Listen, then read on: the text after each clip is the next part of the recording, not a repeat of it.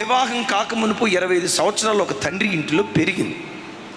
వివాహ వ్యవస్థ ద్వారా పేగుబంధాన్ని తెంచుకొని పుట్టిన గడ్డను విడిచిపెట్టి తల్లిని తండ్రిని విడిచిపెట్టి ముక్కు ముఖం ఎరగని పురుషుని దగ్గరికి వివాహం అనే ఆ ఒక్క బంధం ద్వారా జీవితాంతం ఈ భర్తతో కాపురం చేయాలని కుటుంబాన్ని విడిచిపెట్టి వస్తుంది. విడిచిపెట్టి వచ్చేటప్పుడు ఆ బిడ్డకున్న నమ్మకం ఏంటో తెలుసా?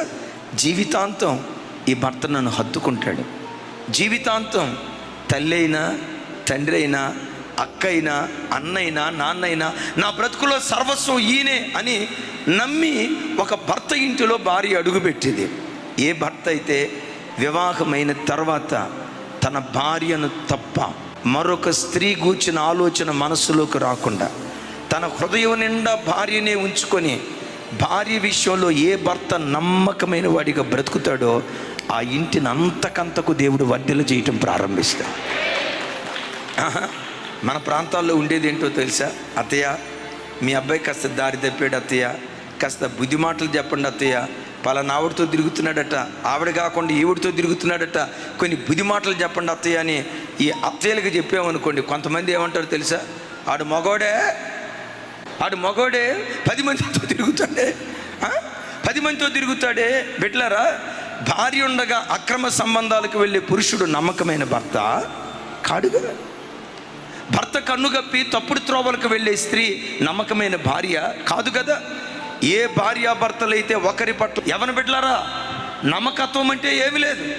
నమ్మిన వాని నమ్మకత్వాన్ని నిలవబెట్టడమే నమ్మకత్వం.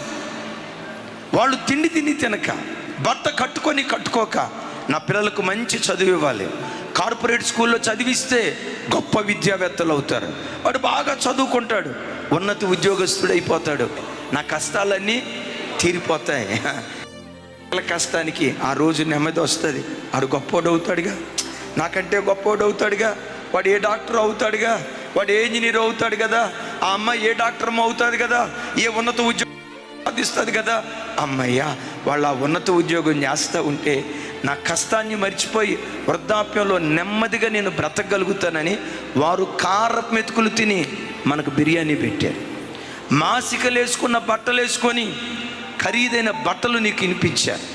వారు డొక్కు స్కూటర్లో తిరుగుతూ నువ్వు కాలేజీకి వెళ్ళేటప్పుడు మామూలుగా ఉండకూడదని ఖరీదైన వస్త్రాలు వేసి కార్పొరేట్ స్కూల్లో చదివించారు. ఆ తల్లిదండ్రుల కష్టాన్ని కళ్ళ ముందు ఉంచుకొని నమ్మకంగా చదువుకో, ఆ నమ్మకమైన వాడి మీద దీవెనలు మెండుగా కుమ్మరించడం ప్రారంభం.